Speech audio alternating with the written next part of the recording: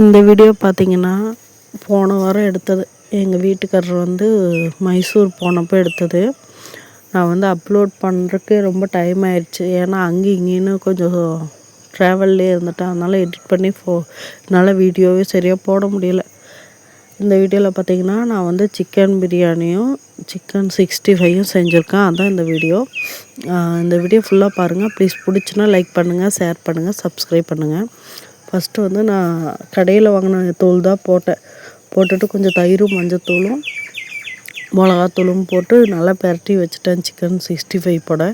அடுத்தது ஒரு குக்கரில் எண்ணெய் ஊற்றிட்டு பட்டை கிராம்பு மசாலா ஐட்டெல்லாம் போட்டுட்டேன். பட்டை கிராம்பெல்லாம் போட்டுட்டு அதுக்கப்புறம் வந்து கொஞ்சமாக சோம்பு போட்டுட்டு பெரிய வெங்காயம் சின்ன வெங்காயம் தான் அதுவும் போடலாம், டேஸ்ட்டாக இருக்கும். ஆனால் என்கிட்ட வந்து பெரிய வெங்காயம் தான் இருந்துச்சு. அதனால் பெரிய வெங்காயம் போட்டு 2 பச்சை மிளகா போட்டேன். ஏன்னா தூள் போட்டால் அதிகமாக காரம் வரும்ன்ட்டு பிள்ளைங்களுக்காண்டி செய்கிறனால பச்சை மிளகா போட்டுக்கிட்டு கூடயே வந்து இஞ்சி பூண்டு பேஸ்ட்டு தக்காளி எல்லாம் போட்டு நல்லா வணக்கிட்டு தொக்கு மாதிரி வந்ததுக்கப்புறம் நம்ம சிக்கன் எடுத்து நான் வந்து தூள் போட்டு வச்சிட்டேன். எல்லாத்துக்குமே கரம் மசாலா, மஞ்சத்தூள், உப்பு, பிரியாணி மசாலா எல்லாம் கொஞ்சம் கொஞ்சம் போட்டு வச்சு நல்லா பெரட்டி வச்சுட்டேன். அப்படியே சிக்கனை எடுத்து கொஞ்சம் கொட்டி அப்படியே போட்டு கிண்டிட்டேன். அதுக்கப்புறம் பார்த்திங்கன்னா எப்பவும் போல் நல்லா தொக்கு மாதிரி வந்தோடனே எல்லாத்தையும் மசாலாலாம் போட்டு வச்சுருந்த சிக்கனை போட்டணும் நல்லா பெரட்டி எடுத்துட்டு நல்லா ஒரு மாதிரி தொக்கு மாதிரி தண்ணியெல்லாம் விட்டு நல்லா கொஞ்சம் ஓரளவுக்கு நல்லா பாதி வேக வச்சிடணும். அது கூட கொஞ்சம் கொத்தமல்லி தழை, புதினா தழை இருந்தால் புதினா தழை, அப்புறம் வந்து தயிர், லெமன் எல்லாம் போட்டு நல்லா கிண்டலாம். நான் வந்து புதினா மட்டும் போடலை, ஏன்னா அந்த வாசம் கொஞ்சம் எனக்கு சேராது. அதனால் நான் போடலை. உங்களுக்கு பிடிக்கலன்னா நீங்களும் ஸ்கிப் பண்ணிக்கலாம், இல்லை அப்படின்னா சேர்த்துக்கலாம். மேக்ஸிமம் வந்து தயிர் வந்து கொஞ்சம் நல்லா முதல்ல போட்டு நல்லா மேரினேட் பண்ணிங்கன்னா கொஞ்சம் சாஃப்டாக வெந்து வரும். இல்லை அப்படின்னா வந்து கொஞ்சம் ஒரு மாதிரி இருக்கும். உங்களுக்கு தயிர் பிடிச்சா சேர்த்துக்குங்க, இல்லைன்னா தயிர் பச்சடி அந்த மாதிரி பண்ணிக்கலாம். கொஞ்சம் மசாலாலாம் பத்தாத மாதிரி இருந்துச்சு, அதனால் கொஞ்சம் மறுபடியும் நான் போட்டு நல்லா கிண்டிட்டேன். ஏன்னா ஃபஸ்ட்டு வந்து கொஞ்சம் தான் போட்டிருந்தேன், அதனால் மறுபடியும் போட்டு நல்லா கிண்டிட்டு அதுக்கப்புறம் அரிசி போட்டு நான் விசில் வச்சுட்டேன். இன்னொரு பக்கம் பார்த்திங்கன்னா பாப்பாவுக்கு வந்து ஸ்கூலில் வந்து நோட் புக்கு எல்லாம் கொடுத்துருந்தாங்கல்ல, அதுக்கெல்லாம் வந்து அட்டை போட்டது தான் வீடியோவை எடுத்திருந்தேன். ஏன்னா வந்து பாப்பாவுக்கு வந்து நிறைய புக் கொடுத்துருந்தாங்க. யூகேஜி தான் போகிறா. அட்டை போட்டு நேம் எழுதி கொடுக்க சொல்லிட்டாங்க. நான் அட்டை போட்டுட்டேன், ஆனால் லேபிள் வாங்கலை. அதனால் அட்டை போடுறதுக்கு உண்டான எல்லாம் இது பண்ணிட்டேன். அதுக்கப்புறம் பார்த்திங்கன்னா பிரியாணி வந்து ரெடி ஆகிடுச்சு. நான் வந்து இடையில வந்து வீடியோ எடுக்கலை. பார்த்திங்களா எவ்வளோ உதிரியாக இருக்குன்னு. சும்மா சொல்லக்கூடாது, நான் அளவாக தான் எல்லாமே சேர்த்தா. நான் சூப்பராக இருந்துச்சு. காரம் மட்டும் இல்லை, ஏன்னா பிள்ளைங்களுக்காண்டி அளவாக தான் காரம் போட்டேன். உண்மையாக சூப்பராக இருந்துச்சு. 65 ஒரு பக்கம் பொரிச்சிட்டேன், அதுவும் சூப்பராக இருந்துச்சு. நான் எப்போவுமே அளவாக எண்ணெய் ஊற்றி தான் பொரிப்பேன், ரொம்ப அதிகமாக ஆயில் சேர்த்த மாட்டேன்.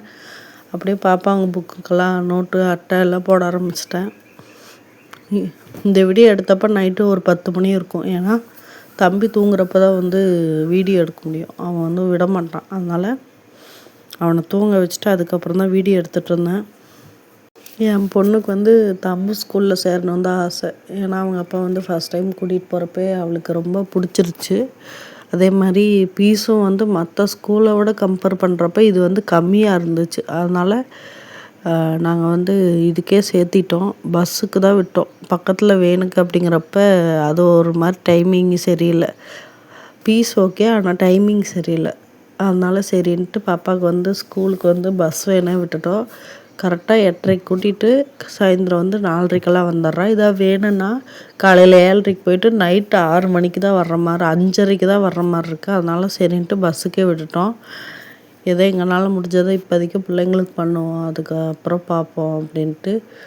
ஏன்னா ரொம்பவுமே ஒரு ஆள் வேலைக்கு போகிறாங்க, அதனால் ரொம்பவுமே கஷ்டங்கிறதுனால ஒவ்வொன்றா பார்த்து பண்ணிகிட்ருக்கோம். இப்போ தான் வீடு வந்து 2 ரூம் கட்டினோம். அதனால் வந்து எல்லாமே வீட்டில் இன்வெஸ்ட் பண்ணனால அந்த அளவுக்கு நாங்களும் எதுவும் பண்ண முடியல. முடிஞ்ச அளவுக்கு இப்போதைக்கு அப்படியே ஓட்டிகிட்ருக்கோம். ப்ளீஸ் இந்த வீடியோ பிடிச்சுன்னா ப்ளீஸ் லைக் பண்ணுங்கள், ஷேர் பண்ணுங்கள், சப்ஸ்கிரைப் பண்ணுங்கள். ஏன்னா இந்த மாதிரி மோர் வீடியோஸ்க்கு ப்ளீஸ் ஃபாலோ பண்ணுங்கள். உங்களுக்கு இந்த வீடியோ பிடிச்சுன்னா ப்ளீஸ் கமெண்ட் பண்ணி வைங்க. பக்கத்துலேயே கவர்மெண்ட் ஸ்கூல் இருக்குது, நாங்கள் சேர்த்திருக்கலாம்.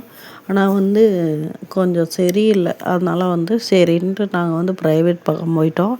ஆனால் என் பொண்ணு 5 வயசு வரைக்குமே பக்கத்தில் இருக்க கவர்மெண்ட் ஸ்கூலில் பால்வாடி ஸ்கூல் தான் போயிட்டுருந்தா. அதனால தான் இப்போ யூகேஜி சேர்த்திருக்கோம்.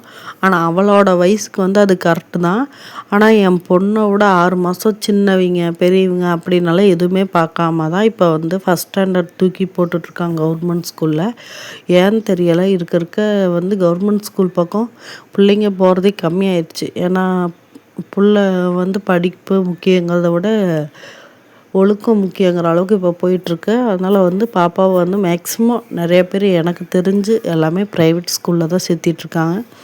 அப்படி தான் நானும் என் பாப்பா ஆசைப்பட்டான்னு மட்டும்தான் நான் சேர்த்துனேன்னே தவிர வேறு எந்த ஒரு காரணமும் இல்லை. எங்களோட அவ்வளோ கஷ்டத்துலேயும் என் பாப்பாக்காண்டி மட்டும்தான் நான் இங்கிலீஷ் மீடியம் படிக்க வச்சிட்ருக்கேன். ப்ளீஸ் இந்த வீடியோ பிடிச்சுன்னா ப்ளீஸ் லைக் பண்ணுங்கள், ஷேர் பண்ணுங்கள், சப்ஸ்கிரைப் பண்ணுங்கள். பாய்.